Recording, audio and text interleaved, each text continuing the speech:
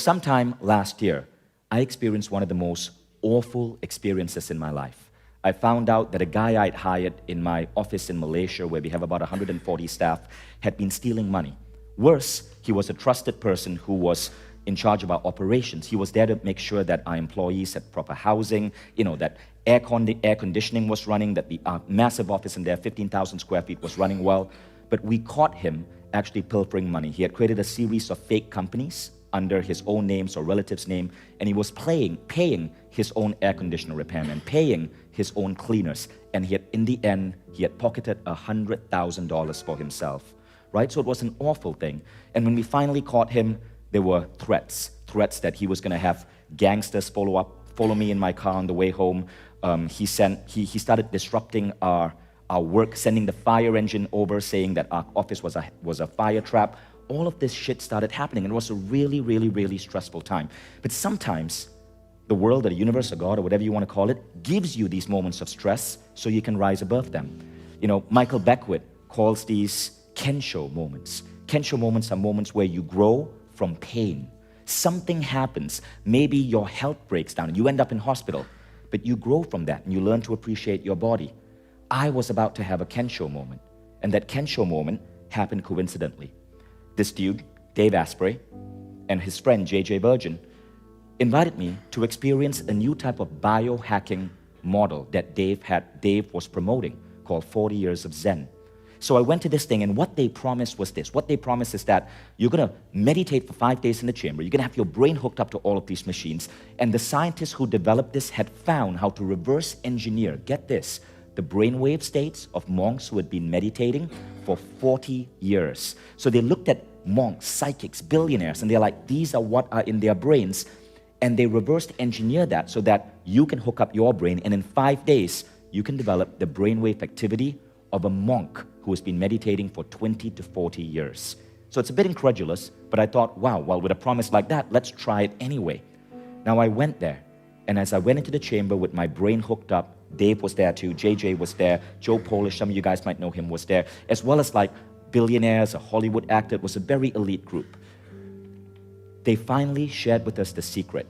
What were we supposed to do when our brains were hooked up? Now, it turned out it wasn't going into an astral projection or lucid dreaming or going into deep states of meditation.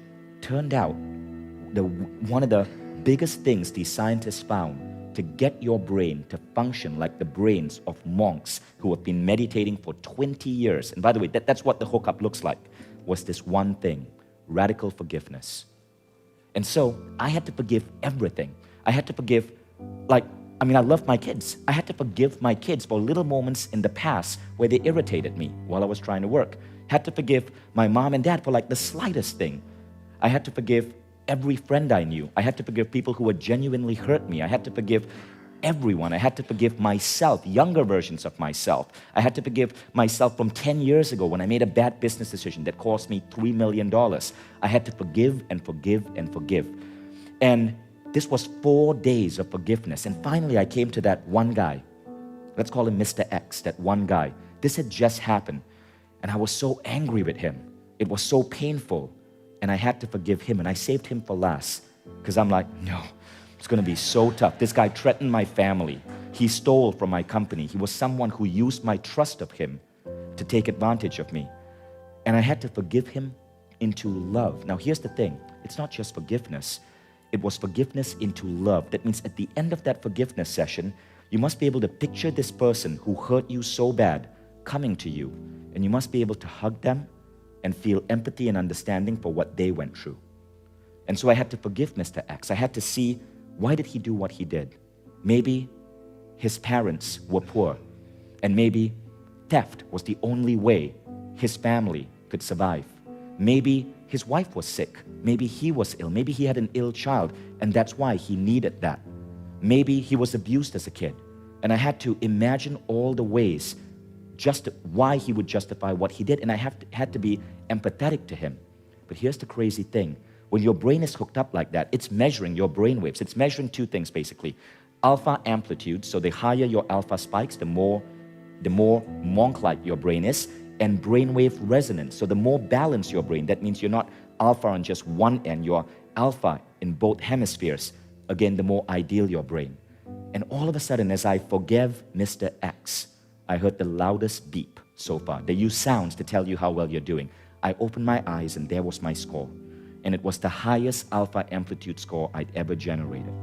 It was amazing to see with my own eyes what forgiveness could do in my brain. And that was liberating for me. Now, the next year, as I got rid of all of my doubts, all of my forgiveness, the next year ended up being the single most successful year of my life. And my life had always been successful, always growing like that. But the next year, it spiked. I had the book come out. This is the most successful A-Fest we've ever done. Mindvalley just exploded. My health, my happiness levels, everything just spiked because I was able to shed 40 years of pain, of things I had to forgive myself and other people around me for. And that's why forgiveness is so important. Now, the exercise itself that is done in 40 years of Zen is super simple. I now do it every morning. Every morning, I forgive something. And you wouldn't believe it, but even a waiter who rubs you the wrong way, that negativity stays with you. So every morning, I clear myself of all negativity. Now, those of you who do the 6-phase meditation, which is that meditation program I popularized, phase 3 is what? It's forgiveness, right? And this is basically what you do. Now, we won't be doing it live in this group because some people will break down. Some people will be really, really, really uncomfortable. But interesting things happen when you practice this. For example, when I was at 40 Years of Zen, we had one fellow participant with us. And this person was having a really tough time forgiving. He had to forgive a family member who had sexually abused him while he was like 10 years old. And that had really, really, really messed him up. Imagine, right, if a family member does that to you at 10. Now, he was having a tough time forgiving this family member, forgiving and forgiving and forgiving, and now he was like in his 50s, but he still had to forgive for something that happened 40 years ago. And an interesting thing happened. The very next morning, so we were in day 2, the very next morning we were heading to the lab, and he showed me a video on his iPhone, and he's like, Vishen, I cannot believe this just happened. Remember I was telling you about that family member who abused me when I was 10? Out of the blue, the family member just sent me a video of himself apologizing. It just happened. It's as if reality shifted when this person forgave his family member. It was really bizarre. It happened within 48 hours of that forgiveness ritual. So you may think, it's all happening in your head, but perhaps at a deeper level, something more profound is happening. That's why phase 3 of the 6-phase meditation is dedicated to forgiveness. Now, the exercise itself looks like this, okay? You spend a minute or 2 minutes, no more than that, thinking and feeling the anger. And the anger can be for yourself, for something you did in the past, for something someone did to you in the past. You spend 2 minutes feeling that, then you stop. Then you see a younger version of yourself or the person who abused you or wronged you in front of you. And you try to develop empathy for them. Ask them, try to think for yourself, what made them do it? Did they face abuse as a kid? Did they experience something really bad? Were they simply mistrained?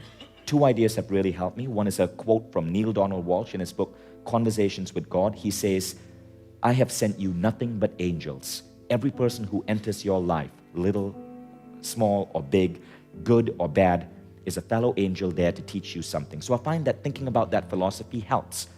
Another philosophy I think of is the phrase, hurt people, which simply means that everybody who hurts you is doing it because at some level, they were hurt themselves. They're just passing it on. But you have the ability to cut that cord and stop the hurt so you don't continue passing it on. Think about human history, right? And how nations fight nations, fight nations, fight nations for generations because of this crazy idea. Hurt people. But when we can forgive, we can move on. So in that second part of that exercise, you feel empathy. Bill Bullitt said, knowledge is the lowest form of learning. Empathy is the highest form of learning. Empathy means you can see things from another person's point of view and really seek to understand them. Empathy is one of the greatest forms of intelligence we can develop. That's all it takes. Now, it doesn't mean you'll forgive someone immediately. For certain acts, it could take years. But this is the first step. And you never know how powerful this can be until you try it.